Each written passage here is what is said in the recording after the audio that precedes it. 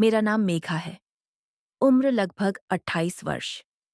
मैं एक छोटे से शहर से हूँ, जहाँ लोग अब भी दूसरों के फैसले से जिंदगी जीते हैं। मेरे पापा मुझे डॉक्टर बनाना चाहते थे, लेकिन मेरी माँ का बस एक ही सपना था कि मैं जल्दी से शादी कर लूँ और उनका बोझ हल्का हो जाए।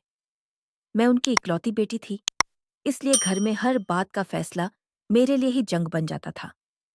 माँ कहती, बेटी, लड़की की पढ़ाई से ज्यादा उसकी शादी मायने रखती है। और पापा कहते, अगर पढ़ाई अधूरी छोड़ी तो मैं किसी को मुंह दिखाने लायक नहीं रहूंगा।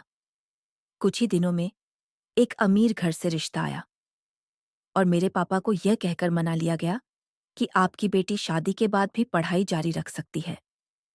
पापा ने हामी भर दी और मैं किसी अनजान घर की दुल्हन बन गई। मेरे ससुराल वाले बहुत संपन्न थे, बड़ा बंगला, गाड़ियां, नौकर चाकर। लेकिन मेरे पति दिन भर बिजनेस में इतना डूबे रहते कि मैं धीरे धीरे अकेली पड़ने लगी। वो घर भरा पूरा था, पर मेरे अंदर एक खालीपन था जिसे मैं खुद नहीं समझ पा रही थी। मेरे कमरे की देखभाल के लिए एक नौकर रखा गया। नाम था दिनेश। शांत, सीधा सादा और बेहद विनम्र। वो हर काम इतनी तसल्ली से करता कि उसके काम करने से मुझे अजीब सा सुकून मिलने लगा। एक दिन उसने कहा, मालकिन, आप बहुत थकी लग रही हैं। अगर कहें तो आपकी बॉडी मसाज कर दूं? मैं झिझक गई। ये क्या बोल रहा? घर का एक नौकर, वो भी आदमी, मुझे बॉडी मसाज देने की बात कर रहा? दिनेश देखने में ठीक था, जवान था। उससे मैं बॉडी मसाज कैसे करा सकती थी? किसी ने देख लिया तो? भले मेरे पति मुझे टाइम न देते हो।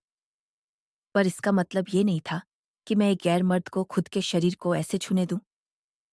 मैंने उसको मना कर दिया। बोला, जरूरत नहीं, मैं दवाई लेकर सो जाऊंगी। वो चला गया। अगले दिन जब मैं थक कर लेट गई तो मेरे कमरे में आकर वो नौकर फिर पूछने लगा, आपको बॉडी मसाज दे दूं? मुझे अजीब लगा। जब मैंने कल मना कर दिया तो आज क्यों पूछने आया ये? मैंने उससे कहा, कल मना किया था ना? फिर क्यों पूछा? वो बोला, यहां तो सब मुझसे ही मसाज कराते हैं, आपकी नंद, आपकी सास, सब। बोला, आपको ही अजीब लग रहा है। मेरा फर्ज है, मैं तो इसीलिए पूछता हूं। मुझे लगा, बड़ी फ्रैंक है मेरी ससुराल। मेरी नंद की तो अभी शादी भी नहीं हुई थी, वो एक जवान लड़के से बॉडी मसाज करवा रही है। मैं थकी हुई बहुत थी। ये सब सुनकर फिर मैंने हामी भर दी।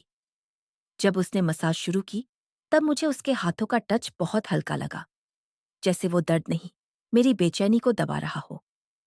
कुछ ही मिनटों में मेरी आंखें बोझिल हो गईं और मैं गहरी नींद में चली गई। उस दिन के बाद से जब भी थकान होती मैं उसे बुला लेती।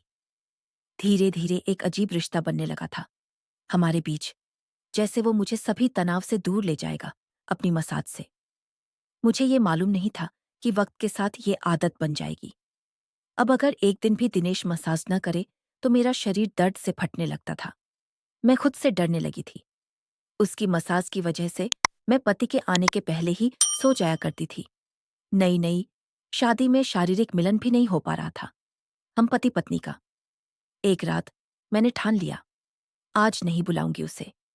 अपने पति का इंतजार करूंगी, उनसे बात करूंगी, शायद रिश्ते में कुछ सुकून आए।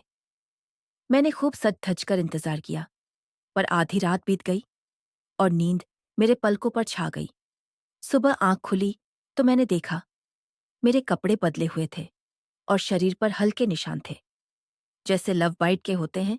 काले धब्बे, दिल धक धक करने लगा। मैंने सोचा शायद नींद में गिर गई होंगी या कोई एलर्जी होगी। पर जब ये हर सुबह होने लगा तो डर गहराने लगा। एक दिन मैंने दिनेश से कहा, आज मसाज नहीं करवाऊंगी। वो मुस्कुराया, बोला, जैसा आप चाहें मालकिन, और कमरे से चला गया। मुझे कुछ तो गड़बड़ लग रहा था। मैंने सोचा पता तो करना ही पड़ेगा। आखिर ये है क्या? मैंने दिनेश को मसाज के लिए बुलाया और अपने फोन को वीडियो रिकॉर्डिंग लगाकर रख दिया, जहां से फोन दिखाई न दे। उस रात फिर वही हुआ। मैंने दूध पिया, उसने मसाज शुरू की और बेहोशी सी छा गई। सुबह जागी तो वही निशान, वही दर्द। मैंने अपना फोन की रिकॉर्डिंग चेक की। उसमें मैंने देखा दिनेश मेरे पैर दबा रहा था। मुझे जब नींद का झोंका आया तब वो उठा। उसने नाक के पास अपना हाथ घुमाया। जाने क्या किया उसने। वीडियो देखकर ऐसा लग रहा था। तब शायद मैं और गहरी नींद में चली गई थी। फिर उसने दरवाज़ा बंद किया, मेरा गाउन निकाला और मुझे किस करने लगा हर जगह। थोड़ी देर बाद अपनी पोजीशन में बैठ गया और मेरा कार्यक्रम शुरू कर दिया। 20 मिनट बाद उठा, कपड़े से अपने को साफ किया और मुझे भी। उसके बाद मुझे गाउन पहनाया और फिर से मेरे पैर दबाने लगा। फिर 10 मिनट बाद उठा और चला गया। है भगवान, ये सब क्या देख रही मैं? इसका मतलब रोज रात को मेरे साथ ये सब हो रहा था। तभी मेरे शरीर पर निशान होते थे और मेरा पति के साथ कुछ करने का मन नहीं करता था। मेरा सिर चकरा रहा था। मैं बैठ गई। समझ नहीं आ रहा था, अब क्या करूं? मैंने सोचा पति से बताऊं। फिर मुझे लगा वो बिल्कुल नहीं मानेंगे। इतने दिनों से ये सब मेरे साथ हो रहा और मुझे पता नहीं चला। यही कहेंगे, सब मेरी मर्जी से होगा। अब मन भर गया तो मना कर रही हूं। फिर सोचा, नंद से बात करूं। आखिर वो भी तो मसाज करती है। फिर लगा, क्या पता वो मन से कराती हो।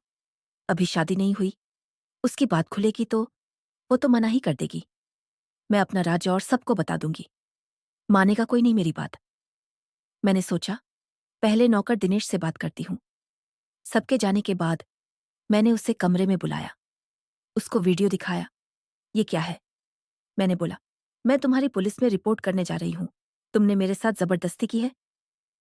मेरी बात सुनकर वो मुस्कुराने लगा। बोला, मैडम, जाओ कर दो रिपोर्ट। आप खुद ही तो बुलाती थी मुझे। सबके सामने आओ दिनेश, मेरी मसाज कर दो। कौन मानेगा आपकी बात? रही बात वीडियो की तो ऐसे न जाने कितने वीडियो मेरे पास है आपके। आप अकेली नहीं हो इस घर में जो मुझसे ये मजा ले रहे। जैसे सब ले रहे, वैसे ही आप भी मजा लो। ज्यादा दिमाग न चलाओ। ये सब सुनकर मैं चुप हो गई। क्या बोलती? वो चला गया। अब मैं बहुत डर गई थी। एक दिन बहुत हिम्मत करके मैंने पति से बात की। मैंने वीडियो के बारे में तो नहीं बताया, पर निशान दिखाए अपने शरीर के। बोला, दिनेश के मसाज करने के बाद ये निशान आ जाते हैं। मुझे कुछ गड़बड़ लगती है इस नौकर में। मैंने फिर कहा, देखो ये निशान। उन्होंने देखा और गुस्से में बोले, मेघा, एलर्जी है। ये तुम पागल हो गई हो। डॉक्टर से मिलो और अपना इलाज करवाओ। घर के इतने पुराने नौकर के लिए फालतू की बात न करो। इस घर में मेरी माँ और बहन भी रहते हैं। और अगर तुम्हें नहीं पसंद तो न कराते मसाज। कोई जबरदस्ती तो नहीं थी। अब मैं क्या कहती? सोच रही थी, अच्छा रहा वीडियो नहीं दिखाया। नहीं तो कहते खुद भी तो पूरे मजे ले रही थी। मैं फिर से चुप। ये तो समझ आ गया था। घर में इस बारे में बात करने का मतलब है अपनी ही बदनामी कराना। होना कुछ नहीं। सब कुछ समय पर छोड़ दिया। दिनेश से दूरी बना ली। कुछ दिन बीत गए। एक दिन दोपहर में नंद के रूम से धीमे धीमे आवाज आ रही थी। पास जाकर सुना तो नौकर दिनेश और मेरी नंद की आवाज थी। मैंने दरवाजे के चाबी के छेद से झांक कर देखा तो दोनों बेड पर थे। दिनेश लेटा हुआ था, मेरी नंद उसके ऊपर बैठी हुई थी। अब आप भी समझ गए होगे, ये किसी मसाज की पोजीशन तो नहीं थी। उनका कार्यक्रम चालू था। मैं वहां से आकर अपने रूम में लेट गई। दिनेश सही कह रहा था। घर में सबको ऐसे ही मसाज देता था वो। बड़ा उत्तेजक था वो सब देखना। मुझे बड़ी अजीब सी गर्मी का एहसास हो रहा था। ये सब सोचते हुए मैं सो गई। लगभग 2 दिन बाद मैंने दिनेश को सासू माँ के कमरे से निकलते देखा, हाथ में ओनिल को शीशी लिए हुए। मुझे सामने देखकर उसने मुझे ऐसे देखा जैसे दुनिया की सबसे बड़ी मूर्ख औरत को देख रहा हो। उसके अर्थ में मैं एक ऐसी औरत थी जो मजा छोड़कर दुनिया को मजा लेता देख रही और उसकी जासूसी कर रही। मुझे ये सब देखकर समझ आ गया था, यहाँ कुछ नहीं होने वाला। यहाँ सालों से यही चल रहा। घर के मर्द बिजी रहते हैं, सबका काम घर के नौकर ही चलाते हैं।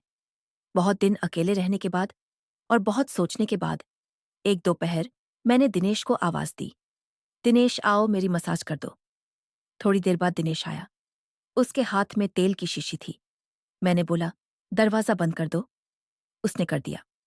उसके बाद उस दिन वो सब मेरे होश हवास में हो रहा था, जो पहले बेहोशी में होता था। हमारा कार्यक्रम चालू था। मैंने भी सोचा, दुनिया बदलने वाली तो है नहीं। जब सभी मजे ले रहे तो मैं ही क्यों कायदे कानून की ठेकेदार बनूं। अब मैं भी जीवन का आनंद ले रही थी और दिनेश को लेते देख रही थी।